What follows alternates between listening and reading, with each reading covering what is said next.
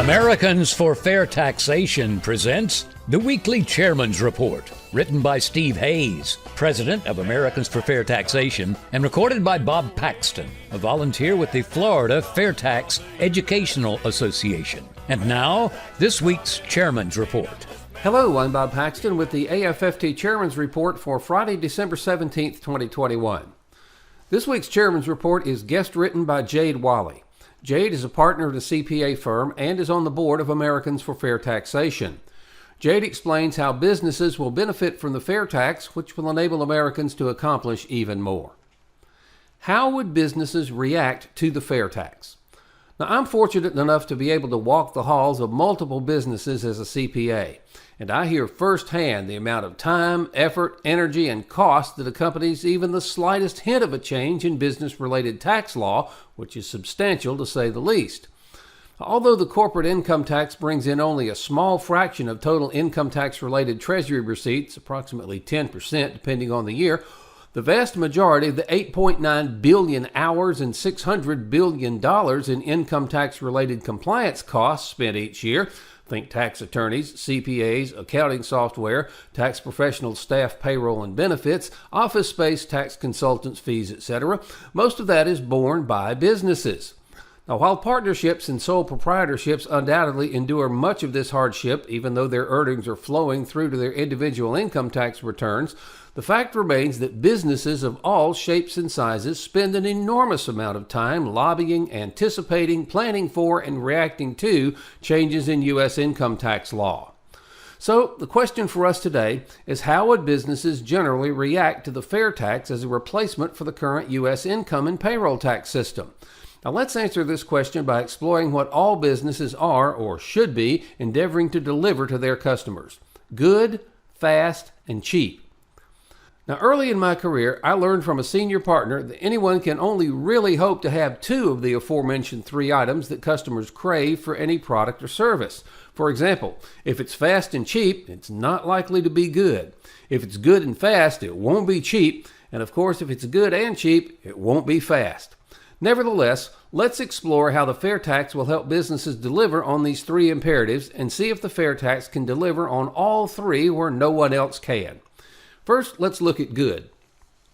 When companies have more time to focus on their core competency, they flourish. Now, my wife is an interior designer, and she's incredible at what she does. However, tax returns, QuickBooks, Section 1031 like-kind exchanges, and tax filings are just not her forte, and that's okay. I believe it would be a much less colorful and beautiful world if everyone could navigate a company's financial statements like I've been trained to do. The fair tax allows over 90% of businesses to have no concern whatsoever as it relates to tax compliance. The other 10% of companies that sell goods or services at the end-user retail level already know how to collect a sales tax, which the fair tax will be easily integrated into.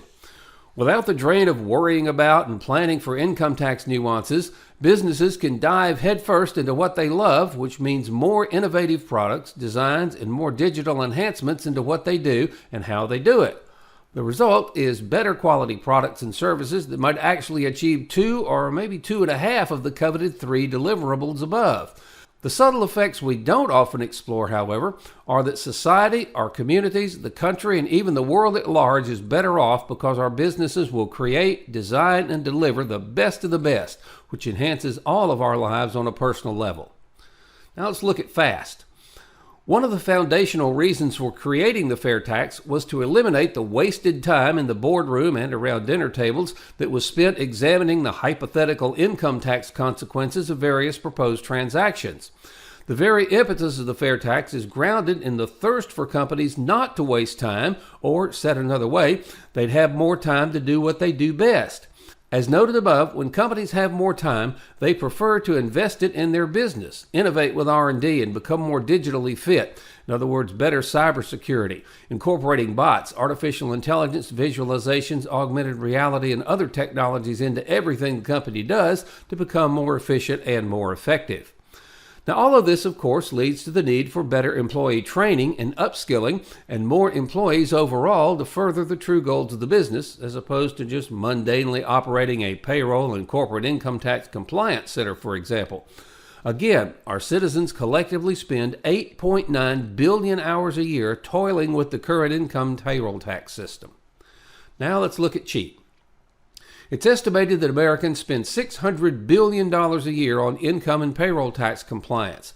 This figure is breathtaking, and it's not cheap to say the least. While a modicum of retail business tax compliance costs would remain with the FAIRtax, it's safe to say that over 95% of the $600 billion annual figure will disappear upon enactment of the FAIRtax. This is monumental and will not only provide more income for companies, it will also provide more time to pursue what they do best in their businesses and fund innovative new research, hire new employees to develop the best new technologies that will make our lives better and more efficient. Other potential outcomes include companies taking on less debt to fund their massive operations, which means less debt service cost, great earnings, and ultimately greater returns for investors, such as retirees with their 401k and IRA plans.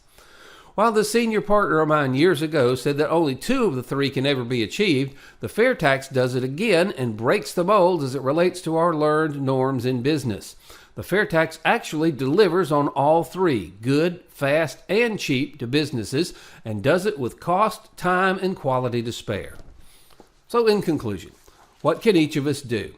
We can write letters and make calls to our elected representatives demanding that if the government really wants to eliminate the burden of filing income tax returns, they should enact the FAIRtax and do away with tax returns altogether. The great 18th century Irish statesman Edmund Burke made a statement that applies in many ways. Nobody made a greater mistake than he who did nothing because he could only do a little. Take back control. Help us pass the FAIRtax. The IRS will be gone and will pay our taxes when we make purchases. We, not the ruling class and their minions in D.C., will decide how much federal tax we pay. So if you have friends who don't know about the FAIRtax, send them to fairtax.org.